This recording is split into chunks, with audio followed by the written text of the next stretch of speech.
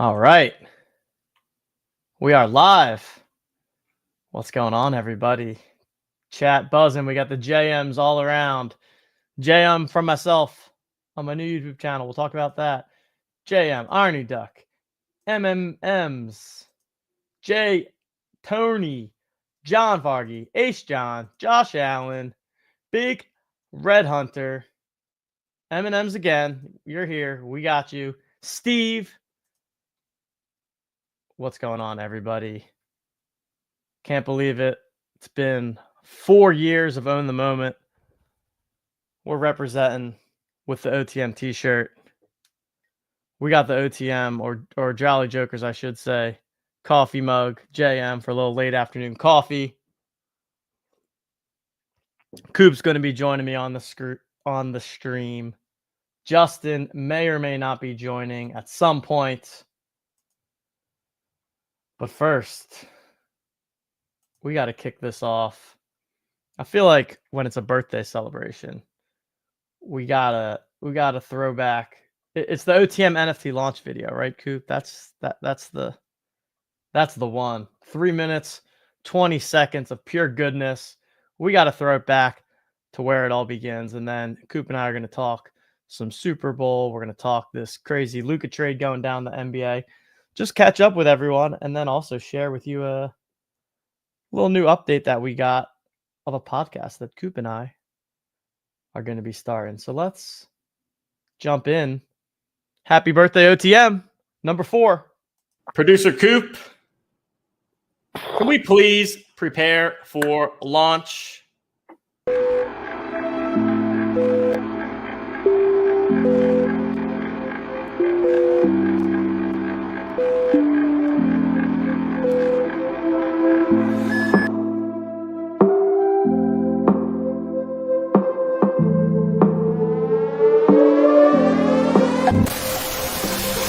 I've been offered $1 million for the Zion #1. I mean, we have to ask about the Gary V thing, right? So I think NFTs are here to stay in perpetuity.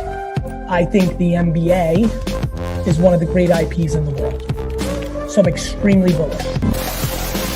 If you think about it, we've done $120 million of sales with less than 70,000 users, and so that's nothing.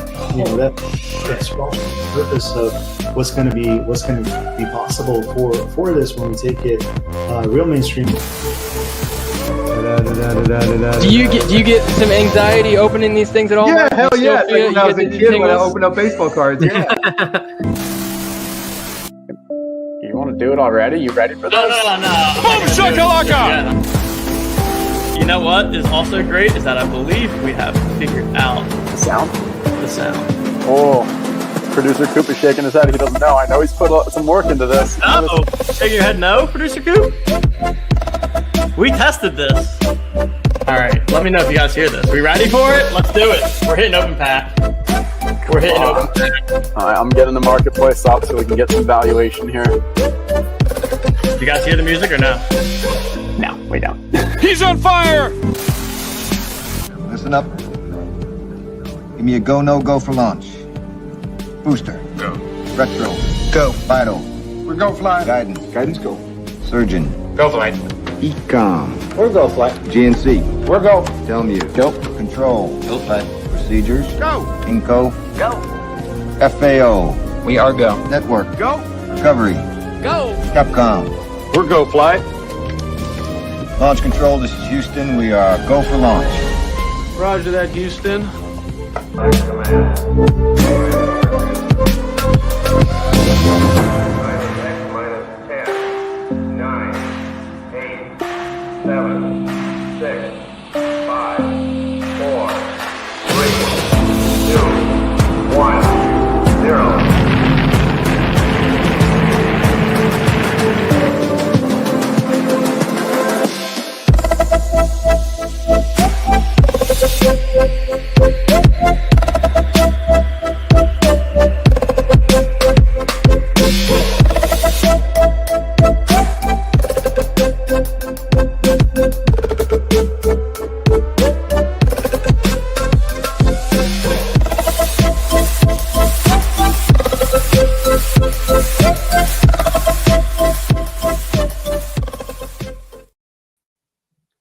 Oh, I thought. Oh, Coop's not up here.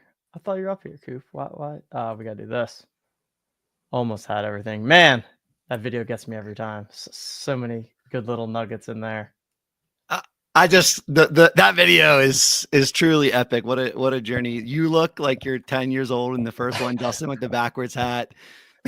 The sound not working, StreamYard sound, and the amount of things that we battled back in the day. That's also some of the worst photoshopping of all time in that video, but it's also so hilarious. Just think back and look at it. I think I did that video in like a total of 2 hours from like 1 a.m. to 3:30 a.m. or something like that the day before we were ready to launch it. And I was like, hey, maybe we can use this. And you guys absolutely loved it, which to this day, it's still pretty good. Oh, it's fantastic. I mean, you got the, as everyone say, you got the $1 million offer that Jeremy's talking about. You got Mark Cuban in the mix.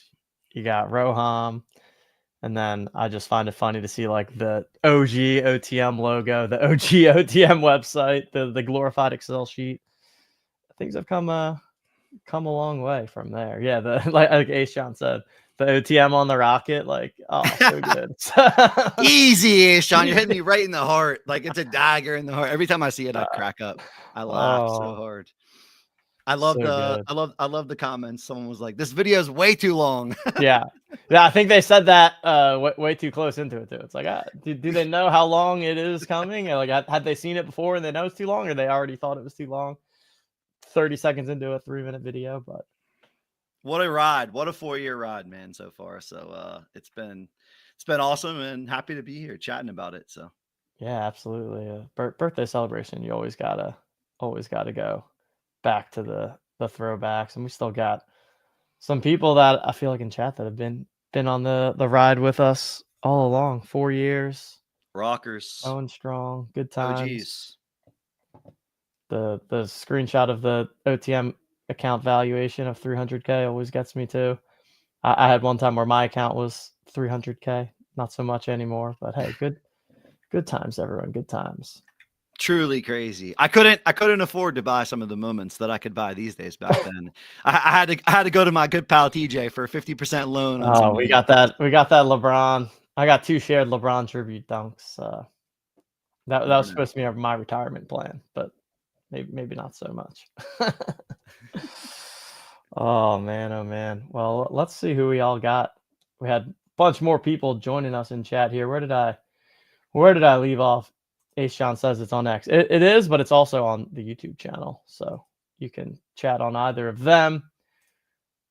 We got Bocus. We got Long Island Mamita, Nathan, Sublime Fracking, Maddox always in there with the smoke some. What's up, Maddox? Life of Yo Dad, Sam, Brent, T-Man in the building. Shout out T-Man. Love T-Man. I usually have my little T-Man coin around here somewhere, mostly because I'm very messy on my desk. We got Ryan in the building. Bruce, I am. I think that's about everyone. Oh, we got Jay. What's going on, everybody? Dirty Pirate. Everybody hitting us with the happy birthdays. Thanks to all of you. We're just gonna chop it up here for a little bit on the YouTubes. We got a little poker going on this evening too, for those that want to dive on in there. It's been a while since we've streamed and a while since we've had a poker game. So nice to get back out there. Check those out. I got put the info there in the Discord. We're going to be running a little squares pool for my Eagles in the Super Bowl. I mean, that's probably the headliner right now. I feel like, and I think I saw like Settlement or someone tweet this, but hasn't been a ton of Super Bowl chatter. I mean, obviously in Philly, we're getting the local chatter, but what have you been hearing on the? It does feel like that. It does feel like it's. I don't know if the right word is fatigue. It just doesn't. People said this about the national championship game too, that, and it could be the state of entertainment is just very different and continuing to change as every day. People get their forms of entertainment and their media and through so many different outlets these days that, like, Super Bowl week and Radio Row, is it the same as it's been in the past? I don't know. Maybe that's just a change in culture, but yeah, it does feel like it's not quite Super Bowl week just yet. I feel like the chatter will start to pick up though. It's Tuesday, as we get into Wednesday, Thursday, there's already, I think I saw earlier today, some expectations of over like $1.5 billion will be bet on the game.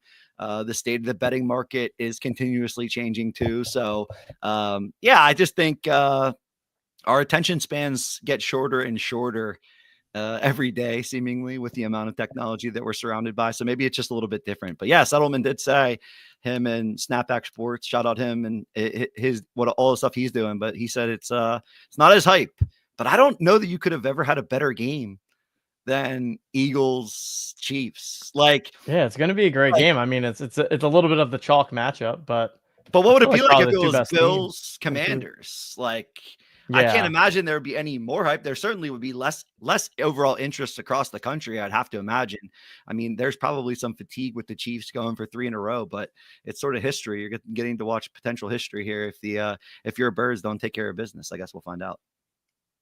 Well, on the topic of football and the Super Bowl, we just had a football expert himself, and I'm sure we'll have some opinions on this. Justin is joining us. Justin, what's going on? Gentlemen, Super Bowl talk, Super Bowl week. Yes, sir. Yeah, we were just talking. I'm curious what you think. I was saying that from obviously I'm in Philly. Local chatter is there, but it feels a little bit like there's been quiet chatter, or I'm not seeing as much chatter as you had thought. But it is the week off. I mean, I feel like the Pro Bowl has completely jumped the shark. I didn't pay attention to that at all. I saw like one video, and it was like the wide receivers were catching something with these big gloves on. I don't know. I didn't know. Didn't catch any of that. But in your world, what are you thinking on people's chatter about the Super Bowl? Yeah, I mean, I think it's a combination of a few things. One is, in general, the playoffs always have the least interest, and this is the same with any sport. Like if you follow like the chatter, the interest, people are most excited at the beginning of a season because that's when everyone has hope for their teams. As you get further, like, yes, you get the championship aspects, but just from a total interest, majority of people aren't interested because their team is out of it, and they don't actually care if the Chiefs or the Eagles win because they probably dislike both of them for different reasons. Then you also throw in that, like, we just had an election and we're getting all the crazy political stuff. So, like, that's taking the news. Then you have the Luka stuff with the Mavs and the NBA. So, like, we are so short attention span that, like, there's always something going on that we just can't capture the interest of everyone for 2 straight weeks leading up to the Super Bowl. I think, the day before, the day of, people are going to parties. Like, people definitely have strong opinions. Yeah. But yeah, I think that's just the way the kind of the world is right now. Makes sense. I was going to bring this up at one point, but Boca says it here. That's like the main chatter that I've seen, and then we've got Neil saying Philly Talk Radio says they're going to blow them out. Yeah, no one in Philly thinks that the Eagles could ever lose a game ever, which is hilarious until they do, and then they're like, I knew they were going to lose. I knew Jalen Hurts wasn't good enough. Funny how that works.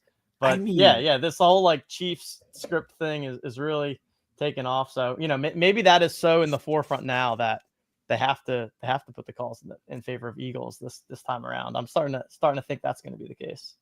Yeah, I mean, like after the Rams game, even though you guys won, basically came down to that final drive where if the Rams, I thought people in Philly were hating Jalen Hurts, and then obviously the week later they freaking put up 50, 60 points or whatever. Like, I mean, I think if we were talking internally, like I think Jalen Hurts is fine, is great for what the Eagles team is. Like, he fits it very well.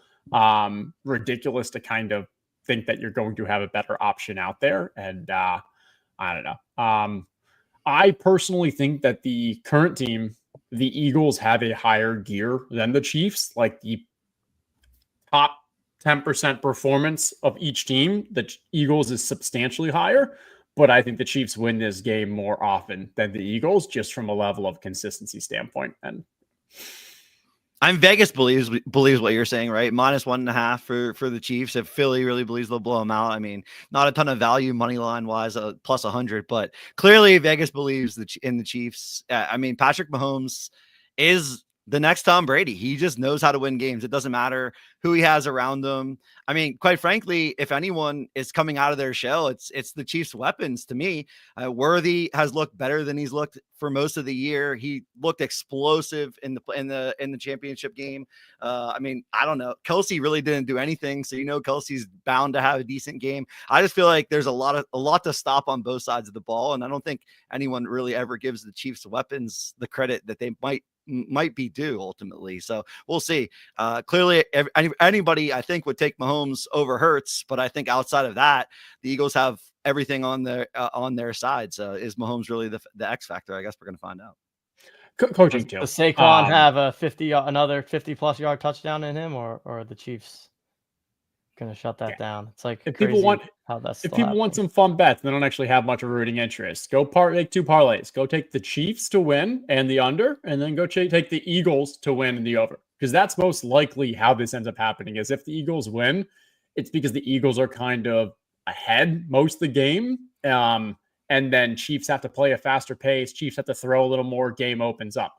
On the other side of things, if the Eagles actually get behind, and now you're relying on Jalen to actually kind of create for himself, like that's where it gets in trouble. And then the Chiefs side of things, they play it slower and they kind of just keep that lead and maintain it and keep that kind of 6-point lead all game and hope that either they get last possession or stop at the end. Yeah, I feel like I could. It's almost like I feel like if the Eagles win, it's going to be like by a touchdown or more, and then any kind of close game, the Chiefs are just going to win. Like, I just have the Chiefs just don't lose in close games. They always find a way. They've got Mahomes, they've got Andy Reid, and but Jalen Hurts hasn't really been put in that spot very often. So who's to say he can't do it? But he certainly hasn't proven. And what is Mahomes has won like 17 straight game, like 3-point or less games that they're in. They're 17-0, something like that. That's crazy.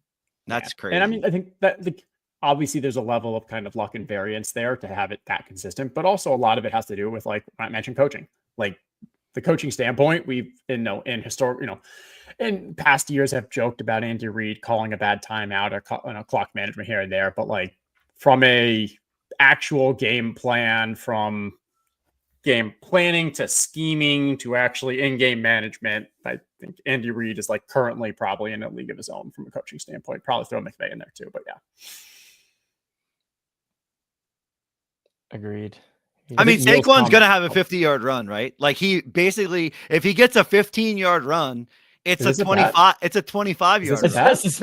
I'm taking the bait here. I'm taking the bait. TJ said, "Can Saquon bust another 50-yard run?" I mean, it just seems inevitable. He's not getting taken down by one cornerback on the outside, even by one safety on the outside. If he gets past the line of scrimmage, there's a better than 50% chance that Saquon busts a 50 to 60-yard touchdown. It's just what he's done. He continues to do it over and over and over again. I mean, yes, maybe the Chiefs dominate the line of scrimmage enough that he doesn't get it off. And I mean, I'll say I wanted to talk about this because we got Justin on. I want to hear the football perspective on stopping the tush push, because I mean, every announcer and everyone talked about Josh Allen's impossible to stop. Romo had said it 50 times, whether you like Romo or not. Allen was pretty damn good with the ball under center when he needed a yard or two. But I mean, the Chiefs didn't stop him once. They stopped him 5 or 6 times in that game. And the Eagles are going to rely on the tush push. I don't know how many times, but they're going to rely on the tush push. I'm so excited to see if the Chiefs actually have figured out some sort of way to stop that play. But anyways, coming back on Saquon, I just think Saquon's the most dynamic guy in space, has been for a long time, never got to showcase it with the Giants. And some of these runs this year are so reminiscent of some of the runs that we saw him have at Penn State. As a Penn State grad, really rooting for Saquon. But I feel like the answer is yes, he's going to bust another long touchdown run, 40, 50, 60-yard run.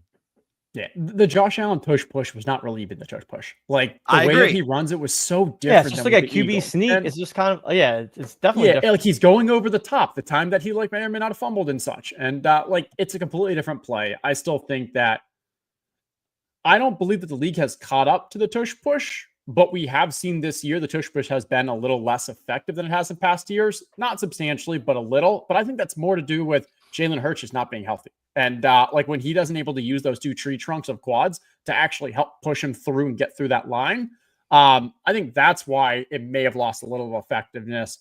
Also, like they just had a ridiculous success rate on it, and then they started getting greedy and going for it from the 3-yard line and going from there. But yeah, from the Saquon, I haven't looked at the lines now. Someone in chat maybe can check on this, but I believe going into one of the 2 playoff games, his line was like 26.5 or 26.5, I think was the longest yard for like would Saquon have a rush for longer than that? I would guess that's probably still the line because yes, we learned more. He's had more, but like, does that really change it? Chiefs actually have a pretty strong defense and definitely have a bend up, but don't break kind of defense. So 26.5 feels about right. 25.5 currently. So you're spot on. 25.5 is the over under on his longest rush, minus 110 for over 25.5. So for old time's sakes, if you want to take over 50, I'll reluctantly allow you to. All right, book it. I'm great at beating Justin with this. He's gonna give me no value on the line, but he's still gonna lose $25 to me. I mean, it's just a lock. That's how it is. I was gonna say like, and we'll do like every yard over after like 51, after you do 51 push-ups, 52, 53, and so forth. All right, book it. And then if it's under 50 push-ups for me, if he breaks if 50, it's under 50 and he does like a 23, you only have to do a 23-yarder. There you go. All right. He's letting me off the hook. He's giving me some value here. He's giving some value. Okay, fine. But if he busts a 70-yarder, I want to see all 70 on. Justin's going soft, giving up some value. Wow. I know, he gave up value. Changed man. I was gonna say I'm gonna renegotiate. I'm gonna change my sit-ups. My wrists are too bad for the push-ups, but I'll do my sit-up. We'll get some push-ups on camera from Justin at some point, guys. I think. I don't know. It's been about 4 years with this busted wrist. I'm not sure. It's bad. It's bad. And nowadays too. So I haven't really announced this one, but like I've been working out a lot more lately because I'm not golfing at all. Because I get like 45 minutes to do nothing in between little baby feedings that that I can go work out downstairs, but haven't played golf in a month or so. Yeah. Congrats, man. Huge congrats. OTM family's been growing. OTM family has been, I mean, 1 kid when we started and 3 a lot more now. 3 cents, yeah. Neil had something earlier that I was going to say with regards to. I think I heard the Chiefs have been down by at least 10 in all 3 Super Bowl wins. If one of these two, like the Chiefs, are far more able to play from behind than the Eagles are set up in this structure. So if the Eagles get an early lead, I don't think like we need to be concerned that like if you have the Chiefs or thinking of the Chiefs that they're not going to be able to come back. A lot of people would say that the Chiefs are actually better off just not running and just like take Kareem Hunt and his 4.3 yards per carry or whatever out of this game. But yeah, if the Chiefs end up going up like 10 or 14 or something, that's where I think the Eagles could get in trouble because yes, they have very strong offensive line. And Jalen Hurts doesn't take many sacks, doesn't make many mistakes. But if he's being forced to actually pass and now make some difficult throws, I think that's where the could be a little more concerning. But I think it's going to be a close game. I think it's going to just keep punches left, punches right, and one of those kind of last possession wins kind of game. Should be a fun one. Coop, I feel like this is a good time to talk about the Super Bowl squares, or maybe we post that in Discord. We're gonna be running a little squares pool, 4 Jolly Jokers up for grabs. So the winner of each quarter, including the end of the game, each person will get a Jolly Joker. We got a little Google form going there where you can submit. I believe you need to put your Dapper name, your Discord name, and then we have a tiebreaker in the event that 2 people tie, which is picking the winner and the total points scored. So Coop's going to go ahead, post that in Discord, and you gotta be a JJ holder to be eligible as well. So it's out there. It's out there in announcements. It's also out there in the Jolly Jokers channel, so you guys can see it out there. You just fill out that information. If we can fill it out, I'll put the date in there. If we can fill it out by Saturday at midnight, we won't accept anything after Saturday at midnight. Justin, of course, just announced he got a little baby running around, so we need some time early on Sunday to get it all squared away. But we'll give away one Jolly Joker for each quarter, first, second, third, and fourth. If it ends up being there's multiple multiple submissions on one block, which will likely be the case, we'll sort it out. We'll figure out exactly how that will happen, and we'll get the information out to you guys. One entry per person. We're just keeping it fun. Yeah, that's the goal here. Just have a little fun. Just good little fun. Always good to get a little block pool sweat going. So got that going on. Any final thoughts on the Super Bowl? What do you guys, your final score here? I need to hear final scores. Oh, I'll go. I think we're going to see some 2-point conversions. So let me bake that. Yeah, in. probably because Jake Elliott's going to miss an extra point and throw off all the rest of the thing. My God, he can't make a kick anymore. I don't know what's going on. I saw Neil's comment when Justin was talking about the Rams game. He said, if Elliott doesn't miss 2 extra points, the game's in hand. It wasn't even close. Oh, let's go 24-23 Chiefs. Gonna and that'll be Chiefs doing. All right, so Chiefs down 23-17, minute or so left, and get that touchdown to win 24-23. Is there a flag thrown on that final drive, or they get their flag free? Yeah, but it's a makeup call because earlier in the game something else happened, and by the end of it, we're all just confused and don't know who's actually supposed to benefit. All right, I got my score. Got to go with my Eagles. Oh yeah, taking home the win, 31-24. Nice little touchdown win. A lot of points on the board. Saquon goes for 2 touchdowns. We get a tush-push touchdown in there as well. Go Birds. Revenge. Come on, nobody, unless you're in Kansas City, nobody out there can be rooting for the Chiefs, right? I mean, it really does have to be the teams that people did not want to see in the Super Bowl. It's tough though, because like outside of like my core friends who are like Eagles fans don't have like the best reputation. No, that's what I'm saying. Nobody wants joyous people. Nobody wants either. Nobody wants either team to win. Like, trust me, I don't like Eagles fans either. They're insane. I feel like Hurts is generally pretty likable. I feel like Saquon's super likable guy. I think the team is so likable, and everyone that's an Eagles fan is like, why does everyone? Sirianni's pretty unlikable. Sirianni's pretty unlikable. But you need to be unlikable to be the Philly head coach. Like Doug Peterson was way too much of a nice guy to be the Philadelphia Eagles head coach. You got to have a little bit of that annoyance. I feel like someone like who was saying this? One of the people was saying like. And Sirianni always looks tired. Like he just always looks tired. He always looks like fired up. He's always got the scruff. Like he needs a nice vacation at some point. But no vacationing when you're the Philadelphia Eagles head coach. Not many people really know who Howie Roseman is, other than like Howie Roseman's like the GM. But like he seems like a nice guy, and no question he deserves pretty much all the credit for this team. Oh yeah. He's a beast. Yeah, even when you go back to like the AJ Brown, the Saquon, but also like the secondary, the defense they put together. I actually had Neil's score in my head, 31-21 Eagles. I think it's gonna still be a little closer. I think I'll go 31-24, and Eagles have to sweat out a last ditch Mahomes drive where he can't get them into the end zone. See, but you know, Neil's game was actually a really close game. It was 24-21, and then Saquon at the end of the game obviously just ripped off a 70-yarder. Possible. We've seen that. You'll be seeing some push-ups, everybody, if that happens. Yeah. You'll be seeing some push-ups. 3 or 4 times this year that like the game was already not over, like not garbage time, but like, I mean, Eagles up like a touchdown, kind of trying to milk out the clock, and then Saquon's like, yeah, I'm just going to throw another touchdown or 2 in there. Well, Shipley had almost had the 70-yarder last game, right? I don't know if you guys have been following that, but DraftKings has that king of the end zone bet. And if Shipley would have scored on that play, you could basically put a $5 touchdown parlay together or single bet. And if you had Shipley, it would have been $70,000 in free bets from DraftKings, which is totally insane.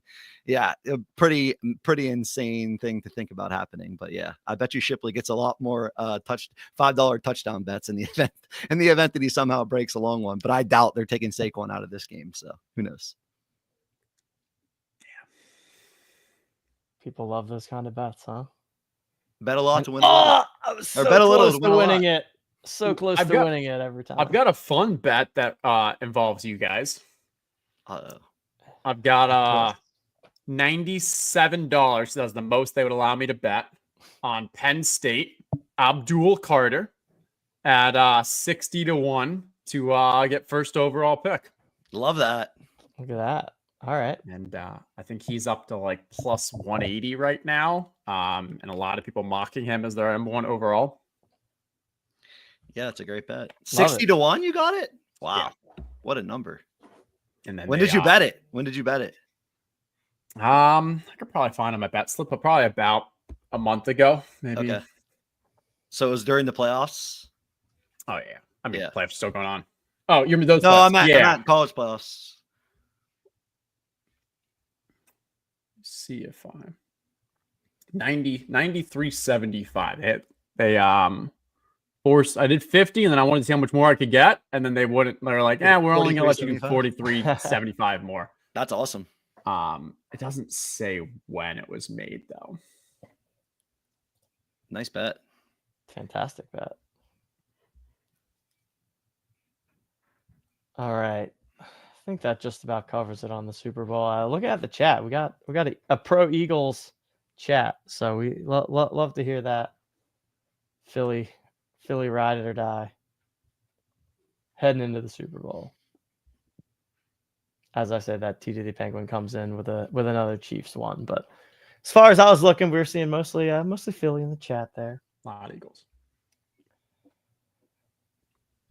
Yeah, I mean, other than that, the big thing going on in the sports world was this Luka trade. I have honestly not been following the NBA much at all this year, especially with the Sixers just choosing to punt away the season, it seems like, and Embiid never playing anymore. But I was shocked to wake up and see that. I feel like we haven't had a big name for big name trade like that in a long time. So I was enjoying catching up on all the takes and everything on that. But I mean, does it just come down to the Mavs didn't think that Luka was gonna stay with them long term? Stuff coming up in the offseason and just had to get something. I don't know. It's just kind of crazy for that deal to just go down out of nowhere and middle of the night. Unless you think Luka's lying, which I don't think he is, because he could have signed a 5 super max, which would have been insane amounts of money. He never told them he wouldn't sign. He had full intentions of signing. So it doesn't sound like it was hey, they need to do it before he doesn't sign. Though as the reports are coming out, it's sounding a little more like their GM, Nico, just like didn't like him. And anyone who was like close to Luka's circle, Nico, the GM, kind of just like started pushing out and just left Luka a bit on an island. And this was more of just like a little bit of a personal thing, a little bit of I also just don't want to go spend hundreds of $1 million on a supermax contract for a player that I think is not in shape and doesn't actually have like the I don't know, long-term success that the rest of I don't know. It really doesn't make sense. It doesn't seem like there's any 4D chess going on here. It seems like it was just a really poor move by third GM. Because also like, yeah, to not even look into other options. I obviously made a joke tweet about it where I was saying like, yeah, it's, had they have actually started shopping around, like maybe they would have ended up getting stuck with a really bad deal like the one they actually got. Because there's just no reason they couldn't have gotten something so much better. And yeah, Crazy. the GM for the Lakers was also Nico, the other GM's friend. They used to work together. Like it feels like TJ, our old friend Kyle Hott, doing a fantasy football trade where it's the first person who talks to him ends up getting the yeah. And then the rest of the league is like, what the heck? Yeah. Crazy stuff, but kept the NBA relevant during Super Bowl week at the very least. That was like the most eye-catching thing for another to 10 me. years. Yeah. I mean, talk about a move to a I big 100% agree. market. I think A&D. I think Anthony Davis might be I don't know, probably still a top 7 player in the league right now. But the thing is, he's at the tail of his career, and you had Luka as a face of the franchise, top 5 with upside of turning into a top 2-3 player in the league, and you could build a franchise around him. AD might give you a year or two of this defense thing. This isn't the first time that Nico made like a silly kind of either trade or attempted a trade to try to shore up his defense. And yeah, it just seems poor management. What's crazy as well is they have like, I saw someone put this out there, but there's probably 50, 60 people who work on the talent side of the Mavs organization, from an analytics, from an operations, from a scouting, from a player development. You've got all these people who their entire job, their career is focused on like helping this team build the best possible franchise. And then Nico pretty much talks to no one else and just makes a trade on his own that every single person in that building would have told you, you are absolutely crazy, and would have either convinced you to be able to get more out of it or not do it. Part of the reason why we no longer really have much sports, like actual team fandom, because I don't know, I like players, but the people who run these businesses, and some of them are great, but so many are just, I don't know, in it for the wrong reasons, in it for just their own pockets. And yeah. Is it true this guy, this Nico, is the guy who pitched Steph at Nike? Is that a true thing? That's crazy. Yeah, I think it. I mean, obviously, I didn't know that before I read about it this past couple days, but like, sounds like it. And then he botched that and apparently he botched the Steph pitch where he accidentally used the pitch for KD instead of Steph. He didn't get Steph his own shoe. There were small, like, just mistakes. Yeah. So this guy's just a total donkey. That's the most logical explanation for a trade like this. So when you say that, it's like, okay, I guess that makes sense in that case. If the guy that's able to make the decision is not the sharpest tool in the shed, there you have it. Dave, if you think I'm in this for my own pockets, oh boy, I don't think I got light pockets. If we told you what we haven't made and how much we've put time and effort into trying to make this work for basically being paid nothing for multiple years, you've really got that one correct. It's all a gamble, right, Coop? That's right. It's all a gamble. All right, I'm gonna use that as a little segue here. So finishing off the show, just wanted to announce a new little podcast that myself and Coop have coming out. I actually popped links to a teaser episode down in the show notes for those that want to check it out. I've also going to be starting a personal TJ Lasig YouTube channel. I popped that down there too. But Coop and I are going to be starting a new podcast called Gamble, the Game of Life. Pretty excited about this. It's not really a OTM related thing at all, but I feel like between my years this past 4 years, lots of wild stories to tell, lessons learned, things like that. And before that, my background coming up, playing poker, playing fantasy sports, just lots of things that I am wanting to share. I'm ready to share and have some fun stories, some lessons learned. And, it's really, my life journey has been a wild one to date. And it's all based around this kind of concept idea of gambling and various gambling games, and how those have taught me to think about the world, and lessons that I've learned from playing things like poker and fantasy sports that apply to business and entrepreneurship and just life in general. Have some hot takes, contrarian takes, if you will, that I'm wanting to get out there. And Coop is going to be by my side as my co-host, bringing the vibes, as always, those jolly vibes, challenging my takes, putting me in my place, all that kind of stuff. But yeah, we have our teaser episode out there. You can go ahead, subscribe on all podcast platforms. You can subscribe to my YouTube channel where we'll be posting the videos as well. And follow along, hear some stories, follow the rest of the journey wherever we end up going from here. And pumped to get that going with you, Coop. Yeah, man, I'm excited about it. I think there's a lot of things to share, a lot of fun stories, a lot of things that we could chat about just randomly about life.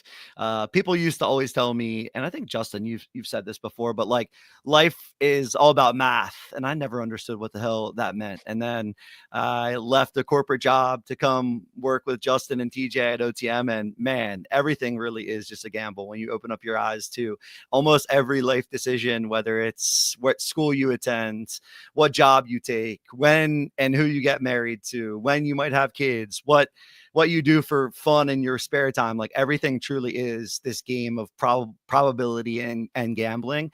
And the American culture and gambling, the word gambling right now is so synonymous with like simply betting. And there's so much more to gambling than just that. So I'm excited to tell the story. I'm excited to get you to share more than you typically do, to push the envelope as much as we can, and to explore who knows what the heck ends up being next. But every Mike McDermott has a worm, and I just happen to be TJ's worm. So for anybody out there excited to listen to a little bit more of TJ's and my story, I think it should be a fun one. We'll see how badly I can F this up, and then see where we land.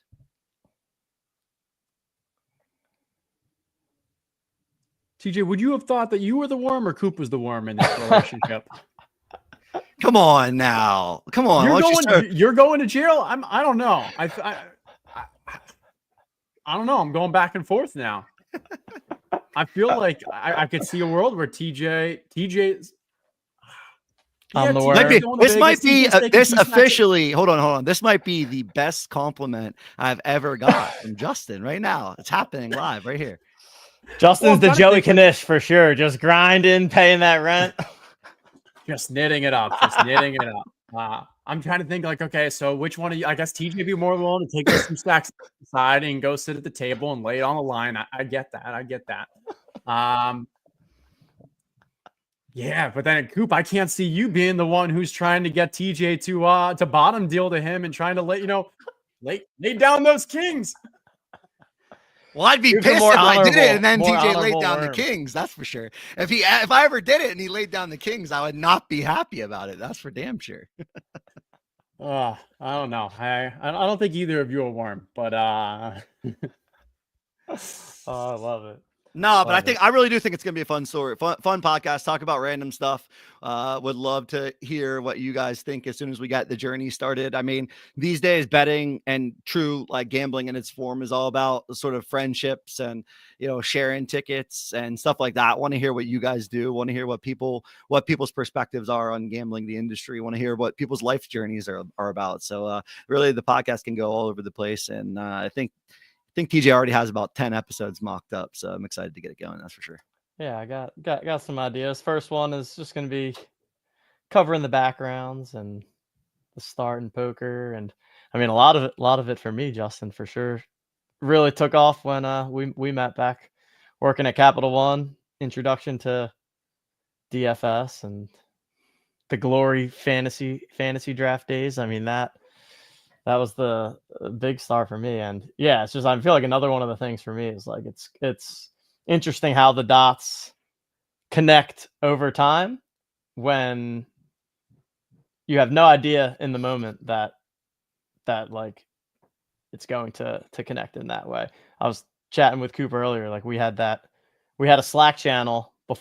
This is way before I owned the moment, but we had a Slack channel with myself, Justin, Coop was in there, a couple other guys, where we would just talk fantasy sports and whatever else too. But it's like, man, who would have thought that being in this random Slack channel would have led to all these different things. So it's been a fun journey so far, and nowhere near over, and excited to talk through some things on the past, but also share whatever happens next with all of this. I want to hear the poker camp episode. Yeah. Probably going to be further down the road, but definitely 4 months ago went poker camp. Yeah. And took down no spoilers, but took down some hardware. That's gonna be a fun episode. My first trophy. I got it on right over here on my shoulder. Gotta pop that up there. But all right, I think that's about all we got for today. We got poker this evening, 8 p.m. Club GG app, posted that on over in the Discord. So get in the mix there. Winner's gonna receive a Jolly Joker. Squares pool, talked about that. Make sure you're getting on in there. Coop, Justin, any final words before we shut it down and go Birds? I'm actually, and totally unrelated, but I'm also going to the waste management tournament this weekend, PGA tournament. So that's gonna be fun. I'll be supporting the Eagles out west. Is that your first time? First time, yeah. Never been. Okay. Have you mapped it out? Do you have any experienced people, or are you guys trying to go stadium? So we are just general admission Friday, but then Sunday, one of my wife's friends' husbands has, through his work, gets VIP tickets on the 16th green. So we got these wristbands to go to that Sunday. So Sunday's all about there, which I feel, and I don't know what it's like there, but my thought is that on Friday, like I feel like so many people probably go to the 16th that we might be able to find some good open area, not on the 16th. You'll probably Friday. just want to walk around Friday. So I've done this before. Just see the lay of the land. And the way that we did it is, I think we did 2 days, one day in the stadium, one day just kind of the walking around. And the stadium day, which you're not going to have to bother with, but I believe we woke up around like 4:30. You drive to the parking lot, you take a bus to the stadium. On that bus, it's like a 15-minute bus, but everyone's on there. Everyone's drinking because you're awake now at 5 a.m., 5:15 a.m., and you're drinking. Then you get off the bus and you're waiting outside the stadium probably until they're opening around like 6:30, 7, something around that. And again, you're just got a couple beers, you're drinking. And then as soon as that opens, you're running probably about a mile. And I don't want to call it a sprint because no one's sprinting a mile, but like you're not stopping in that sprint, in that run. Like you're running a mile to get to the stadium because only a certain amount of people, once you get to that stadium, can actually get seats in the stadium. And you're not waking up at 4:30 in the morning to not get the stadium. So everyone does that run. You're cramping like crazy because you just drank like 3 beers. You've got biz like just blowing up. You see like people. You need to be a multi-sport athlete, be able to drink. Oh my gosh, run it was the least and most athletic thing I did for a while. Yeah. And then once you get in the stadium, it's great because then like once you're there, you've got the drink vendors inside there. You don't actually ever leave there because if you leave, you're not getting back in.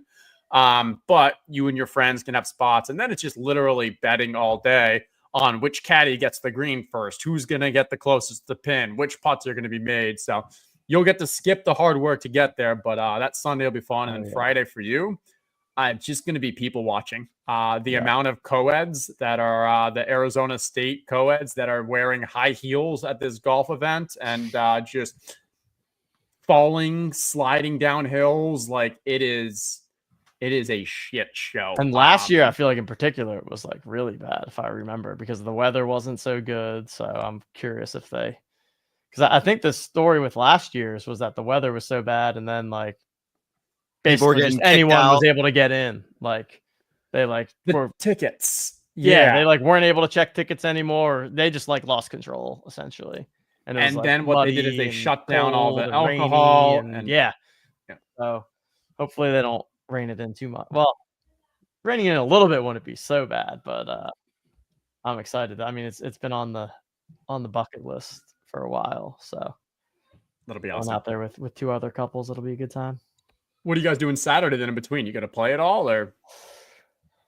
I'm still back and forth on it. I'm actually not scheduled to play at the moment, but I'm kind of regretting not scheduling to play. I'm like, DraftKings has some kind of either casino or I think there's a FanDuel or maybe. FanDuel's is like in the stadium or something, or like at the stadium. Okay, is that in the area? So in Scottsdale, I think DraftKings has like a really sick setup that's pretty new. But there are other fun things to do on Saturday. Golf, that's why I was like, especially, I mean, you go golfing Saturday too, then that takes up your whole day, and then it's like you don't get to do anything else. So as of now, we just kind of have a open slate for Saturday. But last year there were 653 calls for service, 54 arrests, 211 ejections, and 73 for trespassing.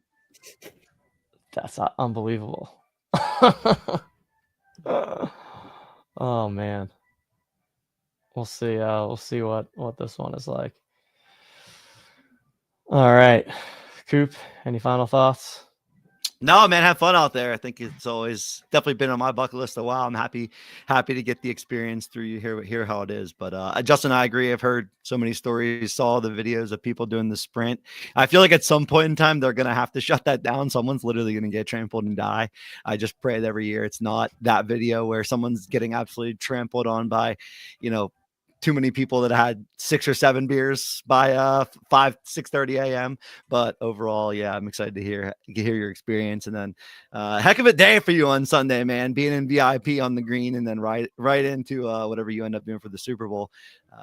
Rooting for a heck of a day for you guys. So go Birds, get into the Super Bowl poll, and we'll talk to you guys soon. A lot sooner than it was in the break between this. So excited to keep the story rolling.